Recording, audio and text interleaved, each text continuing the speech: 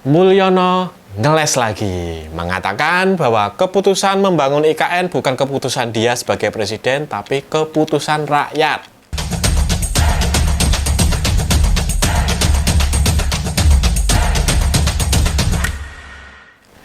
Berdasarkan klaim persetujuan semua fraksi di DPR RI yang mufakat menyetujui pembangunan IKN. Aduh Pak, statement Anda ini sulit kami percaya sekarang. Ini mau lari dari tanggung jawab kalau IKN gagal? Atau mau menyembunyikan fakta bahwa mufakat di DPR itu diambil dengan cara yang tergesa? Nyolong-nyolong menjelang habisnya masa persidangan dan dengan sedikit tekanan yang bersifat menyandera anggota dewan dengan kasus, atau malah karena dua-duanya? Pikiran buruk kita pada Mulyono makin bertambah setelah mendengar pemerintah bakal mengenakan pajak minimum global sebesar 15%. Demikian menurut Wamen Keuangan Tommy Jiwandono. Bakal ada pemasukan baru untuk pemerintah di satu sisi, tapi di sisi lain, masyarakat sebagai konsumen bakal dihadapkan dengan kenaikan harga-harga yang cukup signifikan. Semakin menghantam daya beli masyarakat yang makin sulit sejak arus deras PHK massal terjadi. Sungguh berita yang luar biasa. Betapa indahnya hidup di Konoha. Gambaran IKN bakal mangkrak ini makin terasa naga-naganya melihat pidato Mulyono yang lari dari tanggung jawab. Itu tidak berani menjelaskan mengapa pembangunan IKN begitu mendadak dan buru-buru. Termasuk juga janji palsunya tentang investor yang bakal antri membiayai IKN sehingga tidak perlu membebani APBN. Daftar bohongnya makin panjang kalau ditambahkan tentang janji berkantor di IKN sampai pensiun atau sampai dia lengser. Termasuk juga memindahkan ASN. Pinocchio. Tidak cukup di situ, gimmick yang dibuat Mulyono juga beraneka macam, termasuk tentang bau kolonial di istana yang membuat ibu kota memang harus dipindahkan ke tempat baru yang lebih cinta damai. Pret lah alasannya mengada-ngada. Dan entah karma atau tidak, heboh bau kolonial ini baru padam setelah ramai isu bau ketek Erina Gudono yang tidak sedap dan membuatnya terpaksa harus naik jet pribadi. Mungkin menghindari semua penumpang mabuk. Sejak itu, Mulyono tetap membicarakan bau kolonial. Jadi wajar-wajar saja sih kalau sekarang berkembang pikiran buruk kita kalau IKN bakal mangkrak. Tanda-tandanya sudah kelihatan. Anggaran IKN di pemerintahan Prabowo sedikit banget. Di balik senyum Pak Prab dan kata-katanya yang seolah membela Mulyono itu, beliau tidak memfasilitasi IKN berdiri tegak. Ngeri bakal ikutan kesambar masalah.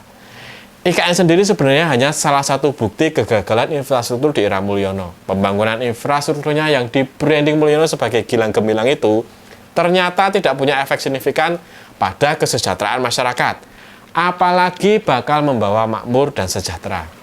Kita ambil contoh PSN, Proyek Strategis Nasional. Di tahun 2024 tercatat ada 204 PSN dengan nilai total tembus 5.000 triliun. Dari data Tempo, secara umum penurunan kemiskinan cuma 0,3% per tahun. Bayangkan, tidak sampai 1%. Daerah Nganjuk dan Sidoarjo misalnya, di kedua tempat tersebut dibangun proyek besar jalan tol yang mengkoneksikan beberapa jalur. Bukan jalan tol biasa, sehingga berbiaya sangat tinggi. Dan mestinya setelah selesai menambah kesejahteraan luar biasa pada masyarakatnya karena kini terkoneksi ke banyak tempat. Ternyata penurunan kemiskinan di Nganjuk hanya 0,19% setahun. Jauh di bawah era sebelumnya yang penurunannya rata-rata 1,75% setahun. Antara 2016 sampai 2023 hanya ada 1.900 penduduk yang dientaskan dari kemiskinan. Cuma sekitar 300 penduduk setahun. Setara 1 RT. Bayangin. Bangun tol mahal-mahal, efek kesejahteraannya cuma mengentaskan 300 penduduk miskin. Hal serupa terjadi juga di Pasuruan dan juga lokasi-lokasi tol lainnya. Artinya, ya bullshit lah itu kalau jalan tol memakmurkan masyarakat.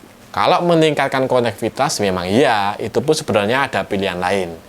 Saat dilantik pertama kali menjadi presiden, Mulyono banyak berbicara bakal membangun tol laut yang sebenarnya hanya istilah keren dia untuk membangun jaringan perhubungan laut massal, membuka banyak pelabuhan dan menambah armada laut. Mulyono memang gemar memakai istilah asing atau keren, cuma hanya ingin terlihat wow. Maklum, rezim pencitraan sih. Pembangunan tol laut memang sebenarnya sangat membantu memacu pertumbuhan ekonomi masyarakat. Biayanya pun relatif tidak mahal. Tapi karena ini ide dari partainya Banteng PDIP, kayaknya Mulyono enggan melakukannya. Atau karena angkanya kecil untuk setiap paket proyek. plus bisa dikerjakan oleh kontraktor lokal. Mulyono males main di situ.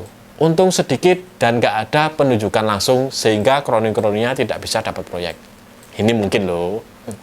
Pembangunan infrastruktur menurut teori-teori ekonomi memang penggerak pertumbuhan yang paling ampuh. Mulyono sering mengutip bagaimana Amerika bangkit dari depresi besar karena pembangunan jalan yang masif ke seluruh negeri. Masalahnya bukan jalan tol, tapi highway, jalan raya negara yang secara kapasitas mirip jalan tol, tapi tidak berbayar.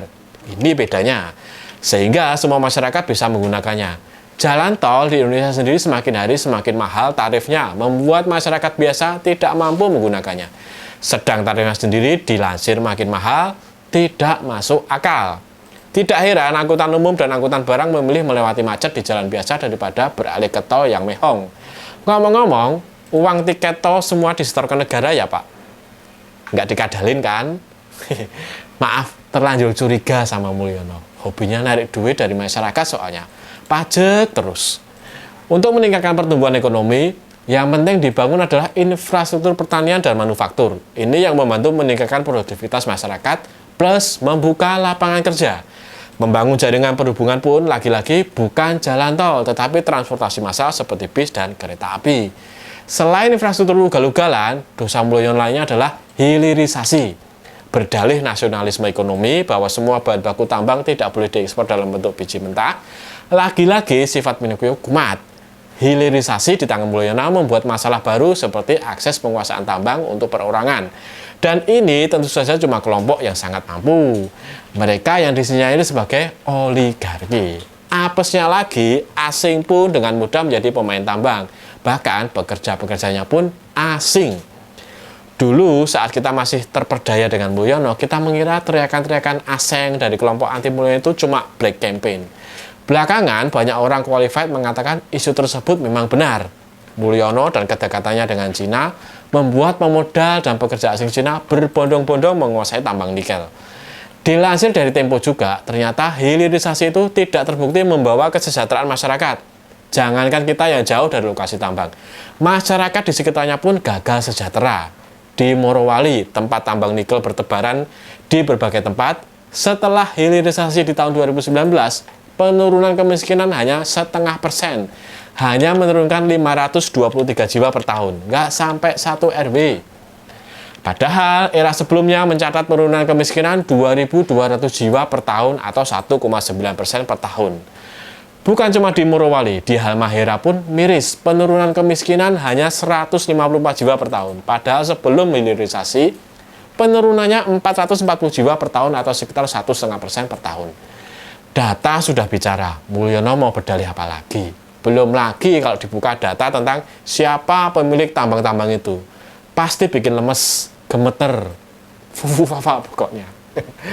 Yang lebih menyeramkan lagi adalah proyek pariwisata super prioritas. Anggaran besar digelontorkan di sana untuk membangun pariwisata. Mulai dari Mandalika, Kepulauan Seribu, Wakatobi, Labuan Bajo, dan lain-lain. Faktanya, serupa hilirisasi tersebut, penurunan angka kemiskinan jauh lebih cepat sebelum daerah tersebut dinyatakan sebagai destinasi wisata prioritas.